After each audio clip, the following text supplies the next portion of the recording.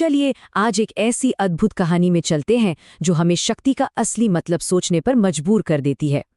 ये कहानी सिर्फ मसल्स या शारीरिक बल की नहीं है, नहीं, ये तो भक्ति, विनम्रता और सच्ची शक्ति के बहुत गहरे राज खोलती है।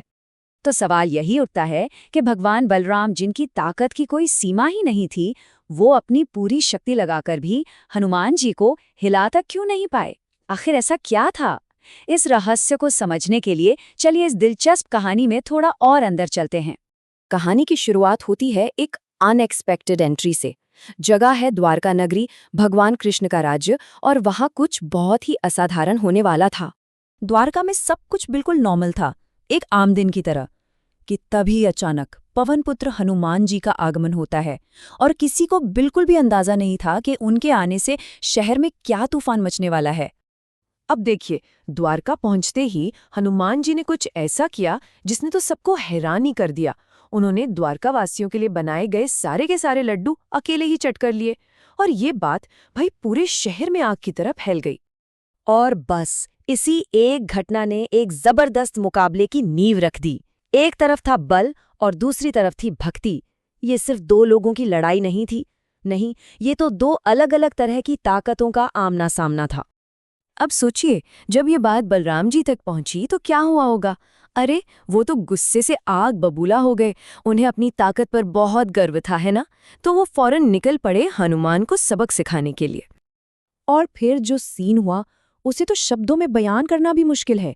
एक तरफ बलराम जी अपनी पूरी की पूरी ताकत झोंक रहे थे, और दूसरी तरफ हनुमान जी अपनी जगह से 1 इंच भी नहीं हिले, टस से मस नहीं हुए।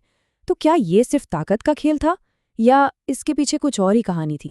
और यहीं पे कहानी का सबसे बड़ा राज खुलता है, अचल शक्ति का रहस्य।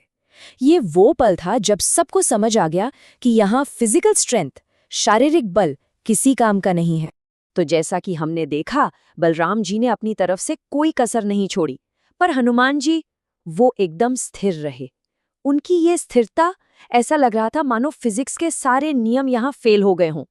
जब बलराम जी लगभग थक चुके थे, हार मानने ही वाले थे, तब हनुमान जी ने कुछ ऐसा किया जिसकी किसी ने उम्मीद भी नहीं की थी। उन्होंने बस बहुत धीरे से अपना एक अंगूठा उठाया और उसे बलराम जी के पैर पर रख दिया। सोचिए, कोई जोर जबरदस्ती नहीं, कोई धक्का मुक्की नहीं, बस एक जरा सा टच। और उस जरा से टच का असर हैरान कर देने वाला था। सिर्फ उस स्पर्श से ही बलराम जी को इतनी ज्यादा पीड़ा होने लगी कि वो बर्दाश्त नहीं कर पा रहे थे। यही सबूत था कि हनुमान जी की ताकत सिर्फ बचाव करने वाली नहीं थी, नहीं, वो तो असीम थी, एब्सोल्यूट थी। अब जब ताकत और शक्ति का ये खेल अपने चरम पर था, तब एंट्री होती है करुणा की, कंपैशन की, और राधा जी की एक आवाज ने इस पूरे टकराव को ही रोक दिया।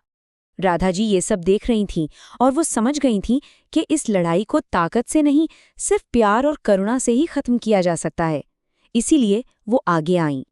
उन्होंने बहुत ही साधारण सी बात कही, हनुमान, छोड़ दो। लगने में तो ये बहुत सिंपल से शब्द है ना, पर इनमें इतनी ताकत थी कि ये उस महामुकाबले को वहीं का वहीं रोक सकते थे। और राधा जी की आवाज सुनते ही हनुमान जी ने फौरन अपना अंगूठा हटा लिया, और बस वो जो असाधारण संघर्ष चल रहा था वो खत्म हो गया। ये जीत किसी की ताकत की नहीं थी, ये जीत थी प्रेम की, करुणा की। तो आखिर ये कहानी हमें सिखाती क्या है? शक्ति और भक्ति के बारे में क्या बताती है? क्या असली ताकत फिजिकल स्ट्रेंथ में होती है, या फिर भक्ति, विनम्रता और करुणा में? इस कहानी ने तो यही दिखाया है कि असली शक्ति अहंकार में नहीं, बल्कि समर्पण में होती है।